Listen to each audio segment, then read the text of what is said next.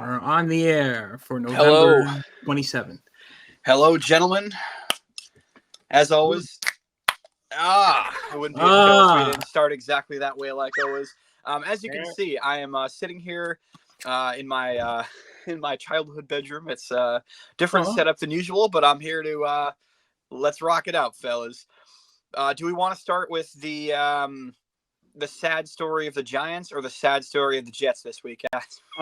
I want to start with the Jets. Brian's like, I want to rip that Band-Aid off right now. Let's go. Let's do it. Yeah, Let's I mean, it was an accident waiting to happen. I had to work, working from home during it. So, but I had Prime on Amazon, so I was able to watch some of the game. And I saw it was like, I don't know, it was like 6:21 or something like that. And I was like, yeah, that sounds about right. Like, I was like, yeah. I wasn't surprised at all. What I missed was the Hail Mary pick six, the 99-yard Hail Mary. The Hail Mary. They're calling it the Hail Mary. Yeah. The Hail Mary. The Hail Mary, which still not, I mean, I don't know if it's as bad as the butt fumble. I do remember the butt fumble, like, very well. Right. That was quite embarrassing. Right. I mean, it wasn't as, I'll just say this, it wasn't as bad as the butt fumble, but I remember going to the bar, and I went to school in New Hampshire at the time, was talking to all my Patriots friends, who just, like, we were just talking shit back and forth, and just watching the game. I thought it was going to be a decent game, actually, and just they got blown out completely. And at one point, when Mark Sanchez fumbled the ball, there was a Jets fan at the bar, just like, did he just run into the center's asshole? Pretty much. I'll never forget that. I will never forget that. Hilarious. That was still worse. That whole game. I mean, that game is going to live in the butt fumble will live in Jets infamy. But I mean, the Hail Mary comes pretty close.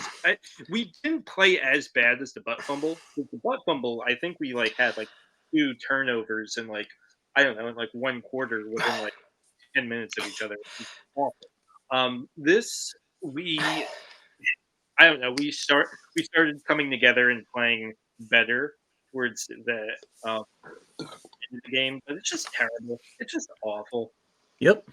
It's an embarrassment, you know. I mean, and now there's so many people being like, there's so many great players like Quinn Williams, obviously Garrett Wilson, Breece Hall, Sauce Gardner, all these great players, so that like they've just been wasted because, you know, we just decided to still go with Zach Wilson. And well, didn't they play the backup in this game, and the result was still just as bad? Yeah, but it's and yeah, you're playing a third-string quarterback against one of the best teams in the NFL right now. I mean, one of the best teams, at least in our division. Too. And it's not like it's a third-string quarterback against the Patriots, so that would make sense. I'd be like, okay, like the Patriots are terrible this year, but the Dolphins are absurdly good this year. Yeah, like, it's just like, and their offense was just shitting all over us. So it's like, because their offense is great. But it's like, okay, so you need like a good offense to keep up. Of course, you're not going to have a good offense with their third string quarterback. No, like it's because we hung our hopes on something that we knew was hopeless. Yeah, isn't that the life of a Jets fan, though, Brian? Just in general, like, not to pour salt in the wound in any way. But most Jets fans know better. I mean, the coaching. I know that wasn't meant to be a joke, but right. The coach. Yeah. Most Jets fans know better. Actually, the coaching should, like, honestly, like they should have known. Like the franchise, the GM, everyone should have known. Like we cannot have Zach Wilson, like, for the season if we want to have like any fighting chance whatsoever. So it was just like, it just felt like, okay, maybe we'll see what happens. You like, seem very like emotionally. You just seem over it, because you're just kind of like, it is what it is. Like, Well, I can tell the hope is dead in your eyes, is what I'm saying. Well, there's this video circulating too right now of Tom Brady being like, the league was much harder when I was playing. Yeah, right. Which by the way, he kept referencing Ray Lewis. He's like, you had guys like Ray Lewis, and I was like, just say you had guys who were accessories to murder. Just say you were playing against like career criminals who probably have killed a person with their bare hands. Say what you mean there, MAGA Tom Brady. Say what you mean. Just say black. Just say it. You know you want to say it. Well, yeah. I mean, not even that, but like it was funny watching him say that, and then juxtaposing Alex Smith being like, you played in like the least competitive division ever. Right. And he said that with Rex Ryan sitting right across from him. Yeah.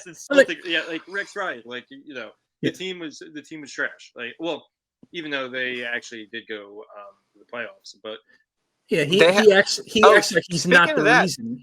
Yeah. I heard a statistic, Brian. I didn't actually know this, but on the broadcast, I heard the Jets are the current longest droughted team in the entire league.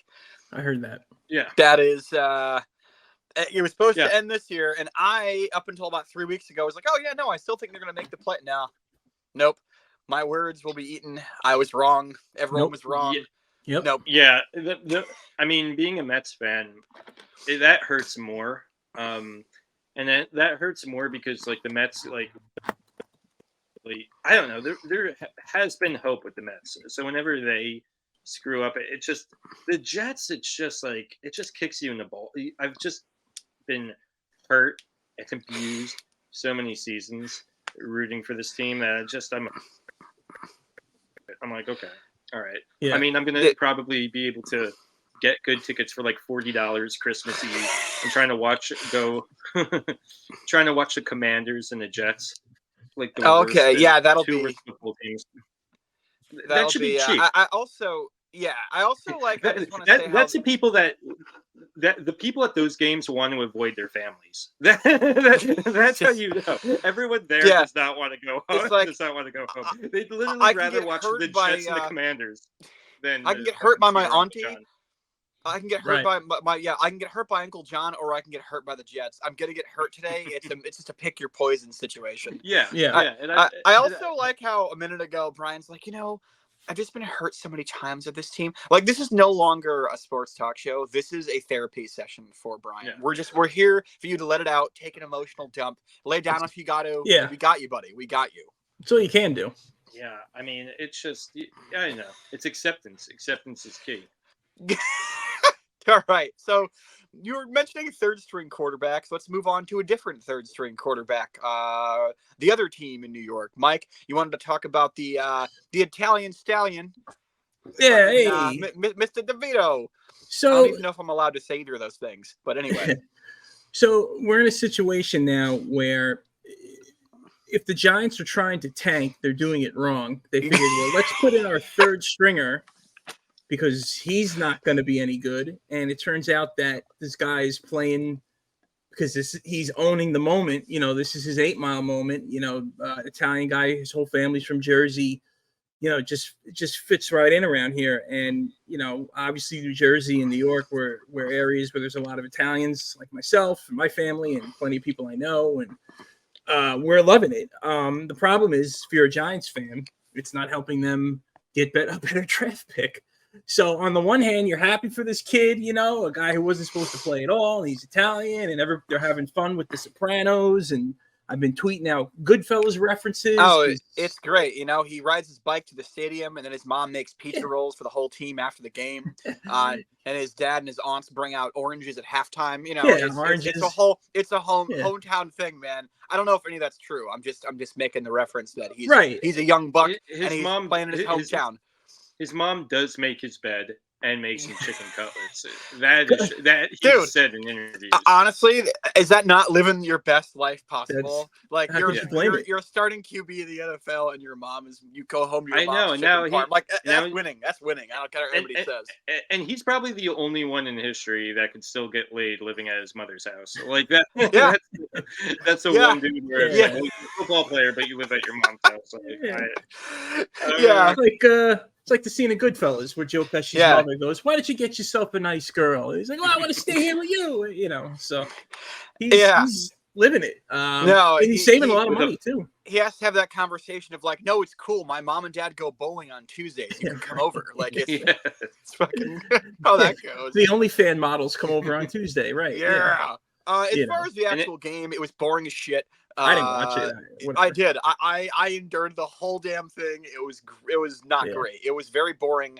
I actually texted you right before halftime because that's when the first team put any points on the board. It was almost a full half hour of just two offenses failing epically back and forth and daring the other team to put up any points. That's what it was. The Giants' only hope, I think, is to go into the offseason and make a trade for Josh Allen, reunite him with Dable, move on from Daniel Jones, just cut your losses. I think I heard big loss. I think I heard that they don't have to pay. They don't have to pay the full contract. I thought I heard that in the radio, but I could be mistaken. But you're wasting your time with Daniel Jones. He doesn't have it. Period. You know, go out and get. Look, we'll see what the offseason brings. But what about DeVito? He's 2-0 against bad teams. Come on, let's see how he finishes. But let's see how he finishes the year. That'd be great. He can't go back working for his dad's landscaping company. Okay. Yeah. Right?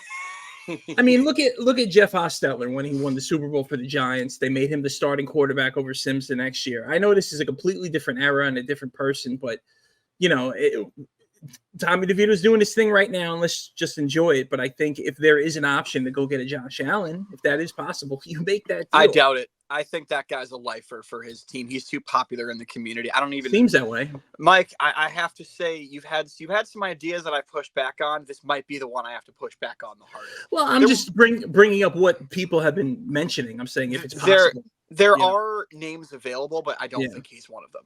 As far as like you just said, though, we'll ride DeVito out. He's thrown more touchdowns than the entire Jets offense, I think, in the last 2 games. You know, it's not to insult the Jets anymore, Brian, but you know, we'll see what happens. Again, if he puts up a few more dubs, cool. But like the Jets, we are out of it at this point and just emotionally checked out. And hey, it's the thing we'll loosely pay attention to on Sundays, but it's it. It's done. Again, I tried to bury this 2 shows ago, but we still have to talk about it, I guess. I got the Tommy DeVito thing is fun, you know. It is. At least it is very fun. It's something. But you know, everybody in the radio is like, well, where do the Giants go from here? What do they do? It's over. Like, I know they have a job to do and they have to ask these questions. It's over. It's done. Like, why are we even kidding ourselves? No, you know? we need to be talking about. We need to be talking about the other teams in New York that are great. We need to count down to the Liberty season, and also the New York Rangers are apparently kicking everybody's ass, killing it. They're amazing right now. We need to get a hockey guy on the show to break it down for us pretty soon. I'm gonna get my buddy. I want to get my buddy on. He knows he's a Ranger fan. He knows hockey. He's worked with hockey. You know, he knows what he's talking about. Because they apparently walked into Boston the other night, or I don't know if they were in Boston, but they smacked the shit out of the first place Bruins. Putting up 7 goals in a hockey game as somebody who's not a hockey guy, that's really good, right? It's incredible. It rarely, you know, hockey scores are low, like normally. 3-2. Yeah. Like a high scoring game is like 4-3. So to put up 7 on a team that's contending, that's right with you in the standings, is that's a big deal. That's a mushroom, Sam. That's taking your dick out and slapping him right across the face and just saying, "Here we are, come get some." You know, we gotta make an effort, Mike, to actually follow the Rangers this year. If they're the only team that's going to be good, I mean, the Nets will be okay. And then we can have Brian have the same emotional breakdown about the Nets in about 4 months too, if he even has any emotions left in that. But yeah, it's gonna be. I don't know. Bury the Giants. Bury him. Yeah. Giants are buried. You mentioned the Knicks. I want to mention the Knicks. They're playing tomorrow. They're coming off a tough loss yesterday. When's this coming out though?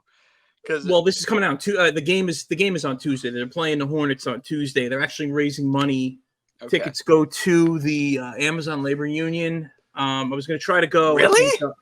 Yeah. There's a charity portion where the proceeds of the game are going to go to the Amazon Labor Union or something like that. Who's putting this on? The actual Knicks or just somebody buying tickets to the Knicks?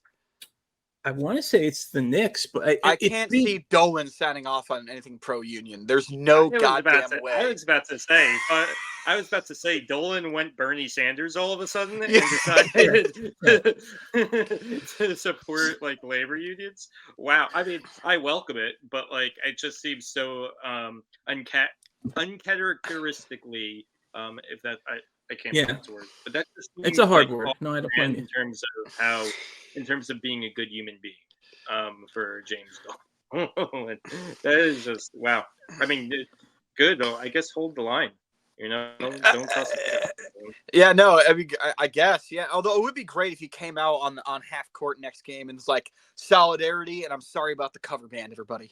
I'm gonna be it's the new Dolan now. Sorry about the kazoos. Yeah. No, he decides to raise money for the Amazon union with his cover band. He's actually a scam. No, he's a scam. And he's like, here's how I'm gonna take down the unions. I'm gonna raise money for the unions with my cover band. And I'll be an undercover. He's an undercover agent, so everyone thinks he's trying to help unions, but he's actually hurting him with his shitty cover band. It's an evil. Yeah. Honestly, if Bezos did that, like he would be an evil genius. He'd be like, that's the only thing he's gonna take down the union is to change shitty cover band. Maybe Dolan hates Bezos. I mean, they're partnering with the Knicks. Here's the thing: Amazon Labor Union is partnered with Madison Square Garden and the Knicks to provide a special offer when the Knicks host the Hornets on November 28th. A portion of each ticket will go back to support Amazon Labor Union. Wow! And that is unionly.io if you want to buy tickets, or just go on Twitter and look up Chris Smalls, who's the head of the Amazon Labor Union. Yeah, it's surprising because I would have thought the same thing. Yeah, no, wow. Yeah, I'm very surprised. I'm very shocked. I'm very shocked. Yeah. Or maybe it's just like a way to like get all the union people in the same room at the same time, so that they can stomp everybody out. You know, like that. Yeah, like a Godfather trap. Yeah. Put them all in the same casino and fly the helicopter up to the window. Like that scene where like in Goodfellas where he looks around the room and he's like, "Oh no!" and then he just gets shot in the back of the head. Yeah. And that's Tommy DeVito. That's what's gonna happen. He's gonna be like, "Wait a minute, Spike Lee was supposed to be here." Wait, no! All right, moving along to. Well, I didn't even get to comment on the Knicks. Wait a minute. So they're mediocre. Wait, let me guess. They lost the game again? Okay, great. Let's move on. Well, they lost, but they almost won. They're looking pretty good. That is yeah, I guess you're right. I was really excited. Go ahead, Mike. It's your show too. Okay, don't let me guess. They were hanging with the other team the whole game. They made 2 bad plays in the fourth quarter and lost by 6, like they always do, like in every other game. Kind of. No, they hung to the end. Yeah. All right, go ahead, Mike. Go ahead. No, they hung to the end. Jalen Brunson tied the game, and then Devin Booker nails a wild 3, and there was like 1.8 seconds left. They inbound to Jalen Brunson. He chucks it up. It just almost like in and out, bounces off the rim, but almost had a miracle 3 to send it to overtime. But everybody is playing better. They just still need a bit of a boost to get back to like the playoff status, and they just need another guy. They need like a Devin Booker. They need I look at some of the guys in the other teams, Donovan Mitchell, and so like they need one more guy to really push them over. So hopefully at the trade deadline they'll pick up somebody. And so apparently they're still in the in-season tournament. I'm surprised there's elimination already. It's not even the end of November, and we're already talking elimination. Hey, what's that clicking sound? I'm sorry to cut you off. What's that? No, it would be my pen because I'm getting nervous and frustrated. So I'll put that down. Like I understand talking about the Knicks causes anxiety. Yeah, but sorry. Yeah. I'll put the pen down, Phil. I do love how talking about the Knicks gives you a nervous twitch. You're like Joe Pesci and pokes somebody in the neck. Yeah. That is pretty funny. Goodfellas reference we had right now. Is Tommy DeVito really like just penetrating this conversation so much that all we can do is Sopranos. Just like how he's penetrating a townie right now. He He's really penetrating is. some girl who didn't pay attention Some in girl high named school. Angela who he's gonna get pregnant, and then she's gonna punch some other chick. Oh, pregnant at the Angela! Angela, hey, He's gonna have to hold. He's gonna get her pregnant, and he's gonna have to hold her back from fighting another chick at the boardwalk. Like that's gonna be his life, no matter how famous he is. So that's gonna run into the situation, and it's gonna be a whole MTV thing. Honestly, I think he's gonna be one of those local celebrities that you hear about in like 3 years. He like gets into a bar fight or something because he's not gonna. He's 100% gonna be like the Johnny Football of New Jersey. You know, I love it. Like he's gonna. I'm all for it. Like everyone's gonna love him, but he's gonna also like have a beer gut in like 5 years, and like he's gonna like. He probably won't be playing in like 10 years, but like 2 years. Yeah, he'll be signing autographs everywhere he goes. He'll show up to expos drunk. You know, he'll probably get in a fight with a fan or two. But you know what? It's a beautiful trajectory to what is to come. Okay, because it is going to be his final form, and you know he's having fun, and Giants fans are having fun. And I'm glad to watch Giants fans are having fun because it's fucking miserable being a Jets fan. Yeah, these last 2 wins against bad teams have been fun. Well, and also too, I think that Brian, adding on to what you were saying, if he does end up getting like in trouble publicly, like fighting a fan at an expo or a bar, that'll just make people in Jersey like him more. Oh yeah. You know, like people like, oh, that's my Tommy. Yeah. Oh yeah. He'll be like Lenny Dykstra, 100%. you know. Yeah. Oh yeah. Lenny Dykstra lives in Jersey. Like he lives in Jersey, and apparently his lawn is riddled with beer cans. Like I know people that have like done like his like landscaping, and they're like, he's trashed all the we love our athletes. So Lenny Dykstra, LT, they can do no wrong. Dwight Gooden, Strawberry, doesn't matter. They're our guys. DeVito's probably not going to be as bad as Dykstra. Like DeVito is going to. DeVito will get in a fight or two. You know, he'll probably like, and then like he'll like wink at a cop, and the cop will let him off, and then like, you know, he'll be like, "Remember, I've let him," you know, and then the cop will let him go, but. Be signing autographs at the car show at Denny's. He's not going to be as big of a degenerate as Lenny Dykstra. Lenny Dykstra car show at Denny's. If you had a Friendly's parking lot at a car show, dude. You're not exaggerating. I went to a car show a number of years ago. I went to a car show because I'm from like a rural area where like all my friends, like, they're all car guys and I'm not. And they invited me to a car show, and I'm like, yeah, I'll go, whatever. And it was I swear to God, the parking lot of the Dave & Buster's. Right. Like that is the kind of places that do have the local townie, like, you know, my spoiler is bigger than your spoiler kind of fucking thing going on. Like we're joking. Yeah. We're joking, but we're not making fun of him. Like, this is pure Jersey greatness. Oh no, this guy's awesome. Yeah, I love it. Yeah, he's gonna own like a fucking Mitsubishi dealership in the next 5 to 7 years. Like Todd Frazier. Yeah, he'll be a celebrity like Todd Frazier. Yeah, or the guy from the Devils who was from Bricktown where I grew up. You know, I forget his name, but and he'll be on the wall of every cold cut deli place in New Jersey with a picture. And his wife beater just hit it with a thumbs up. And they'll be like, "That's all I got. That's all I got." You're like, you ain't had pastrami until you've had Uncle Ned's pastrami. Is that a surf favorite taco? I'm Tommy DeVito. There we go. All right, so let's move on. Mike, you had one story before we get into the fun stuff about the integrity of sports journalism. Is that right? Oh, yeah. Well, apparently there is no integrity now because I just read on a front office sports. They reported that Sports Illustrated got using AI authors to write stories and created fake profiles with like fake pictures of people who they claim wrote the articles and they never did. And now there's a Sports Illustrated union and they're pissed to say the least.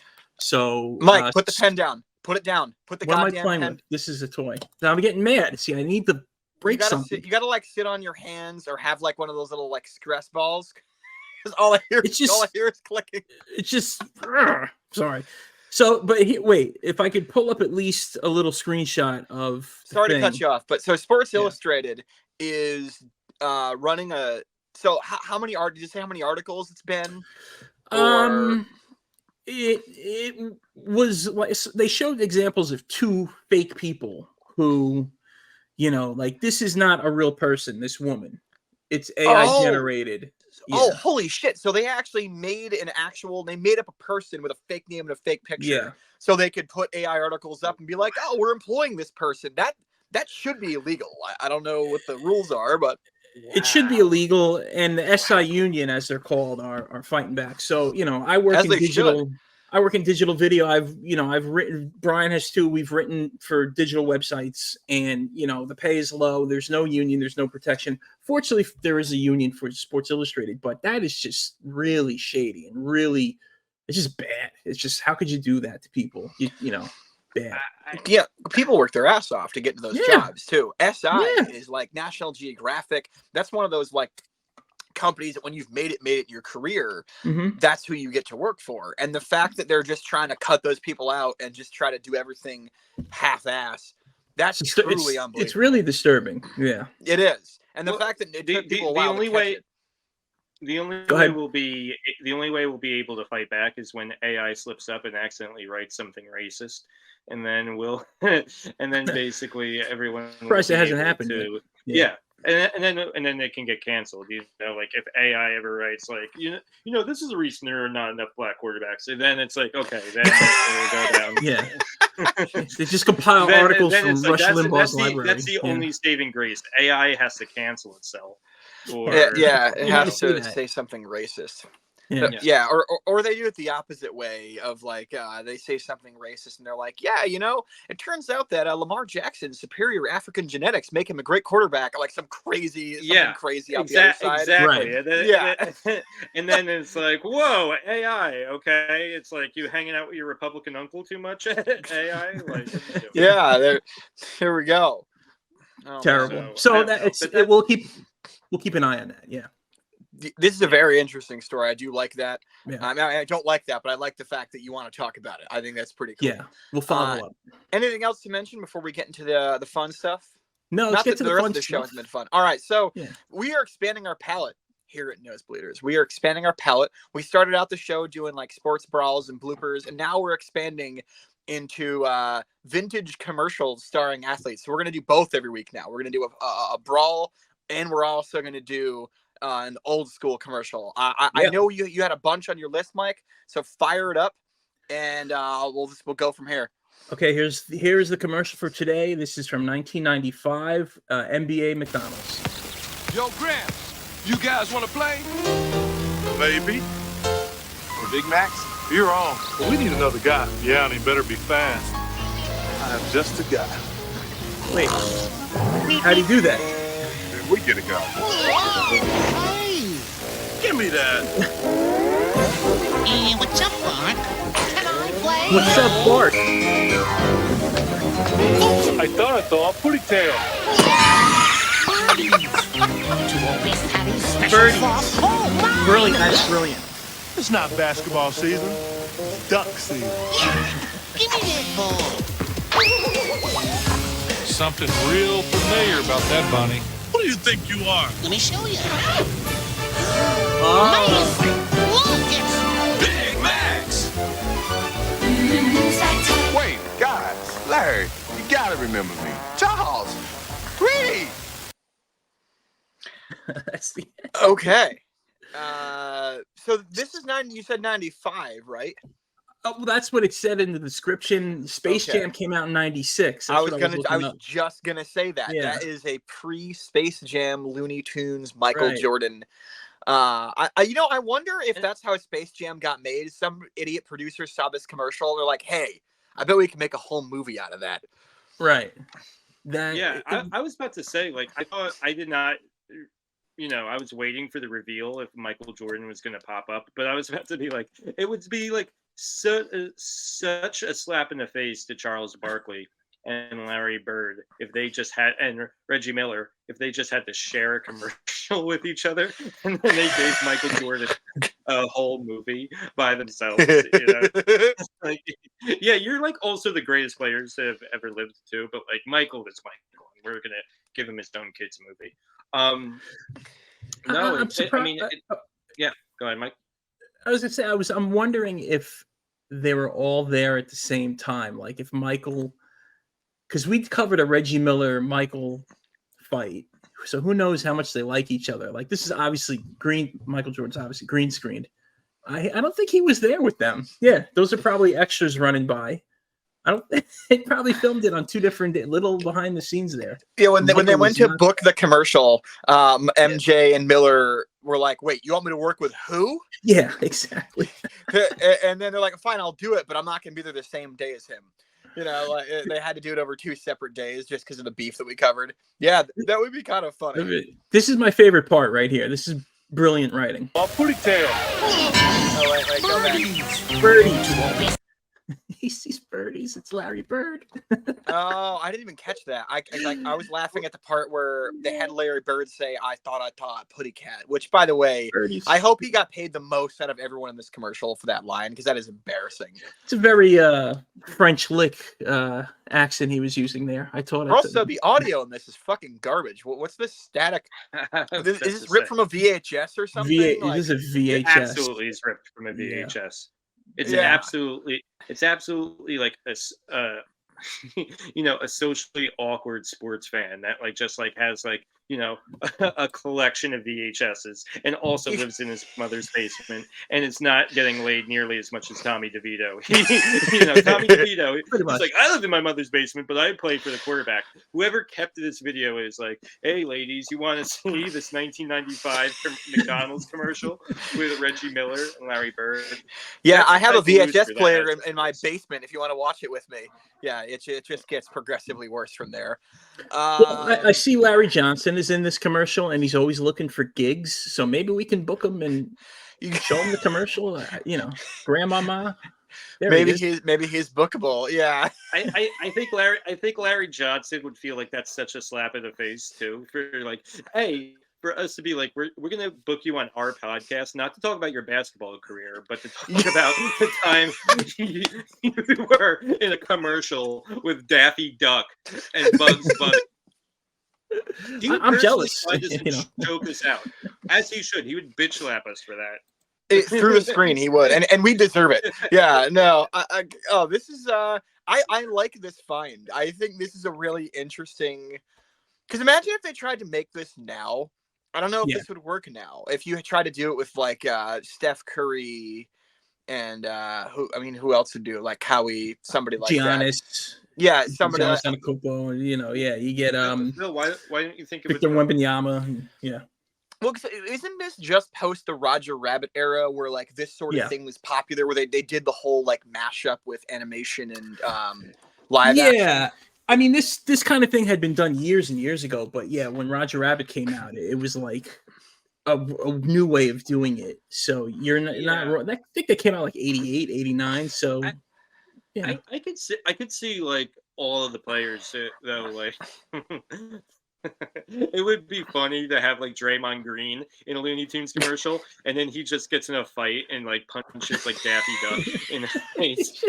It would be typical cartoon. It just gets very violent. It's we can't have any nice things with you, Draymond. Okay, all right. He would ruin a wholesome Looney Tunes commercial with violence. Well, he would be dropping anvils like Wile E. Coyote. So I was just gonna say that. Overall, I think this is a really enjoyable. I think this is fun. We're gonna do more of this on the show. I do like that we're. We got good ones. We got a lot of good ones coming. A lot of vintage. Fun, and it's weird to think of the 90s as vintage, but it is now. It's 30 years old. That's weird, I know. This is fun, man. All right. So we're gonna do a fight here. As we always do, our bread and butter, and this is a Nate Robinson fight. I forget the year, but we're gonna watch it. Little precursor is he was scoring a lot of points, and then there was a foul by this one guy, and it led to this. All right. Once it plays, will it play? It is frozen. All right. There it goes. Oh, wait, there it is. Technology. Sorry. All right, so there's the foul on the Knicks, and now tempers are flying. And these are the terrible Knicks. And Nate Robinson is going off. Oh, yes. I remember this. Yes.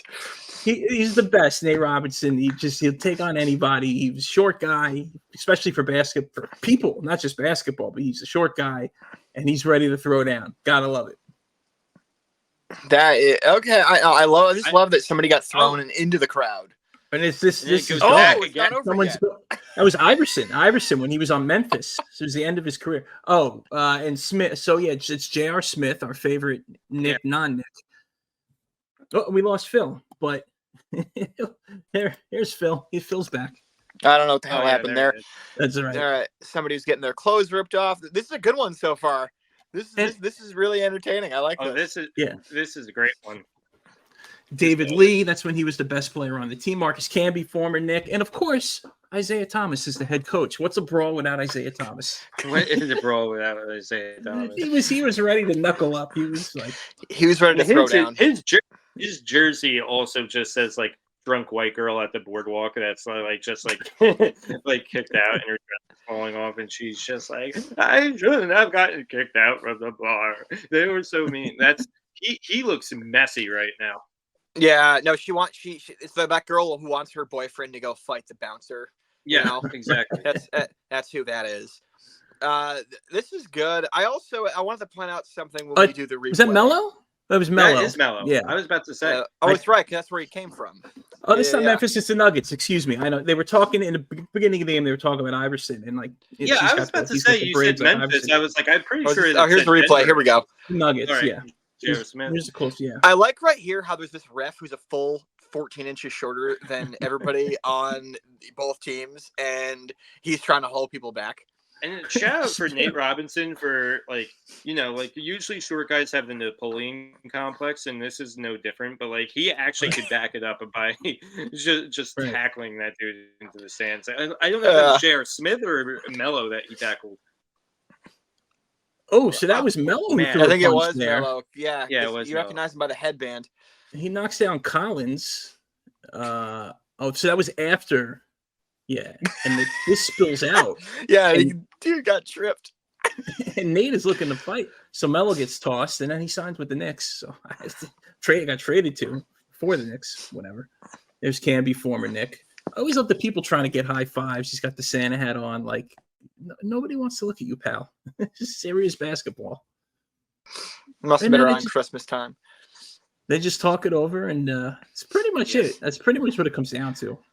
The worst era in Knicks history was the Isaiah Thomas era. Don't even get me started. What a nightmare. Yeah. Oh yeah. Definitely. But Nate Robinson, everybody's favorite. Yeah. And then he he fought the YouTube guy and he got knocked out.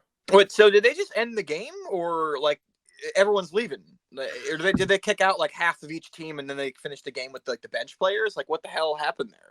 I think this fight happened in. Let's see. I'm trying to scrub back because it's the fourth quarter. Oh, the game's over anyway. Oh, okay, pretty much over. Yeah. So I mean, again, Nate Robinson was scoring a lot of points in this highlight clip, and there was some stuff with him and J.R. Smith, and then it spilled out, and we got this brawl, and pretty epic.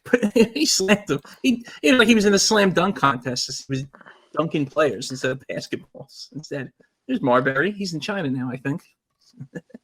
Yeah, they get paid out there to play. It's all good. That's it. Yeah. What'd you guys think? I'm gonna go with an 8.5. I really enjoyed this one. I thought this one was fun. It had somebody getting flung into the crowd, and had people getting thrown down, jerseys getting ripped off. The coaches were kind of in it. 8.5 from Phill. Brian, what you got? I'm gonna give it an 8. I've seen this fight before. I like it. It's a good fight. I mean, like you're always whenever you see a basketball fight, you want to like rate it, like rank it towards Malice in the Palace, and like of course you can't because that was a team versus a stadium of people versus a team. But this was good. I mean, like Nate Robinson's tackle was pretty legit, and we got Mello connecting the punch. This is a solid fight. This is definitely a fight I would watch a bunch on YouTube, and yeah, I think it deserves a solid. Speaking of which, I just want to hop in real quick. Just under 1 year from now, we're going to be doing a very special 20th anniversary edition of Malice in the Palace. Oh So- boy. That's a teaser for 9 months from now, people. There we go. Mike, what do you got? What's your rating? Yeah, I give it. I'll also give it an 8. I mean, it was a really good brawl. And it not that it ended quickly, but I was hoping there was a spill out, and then I guess because it's the end of the game, it all kind of stopped. But yeah, I mean, Nate Robinson knocking people down you can't beat that. So definitely an 8. I could see 8.5. I'll give it an 8. Whatever. That's it. All right. Yeah, let's go Knicks. Go Knicks. All right. I think that's a good place to end.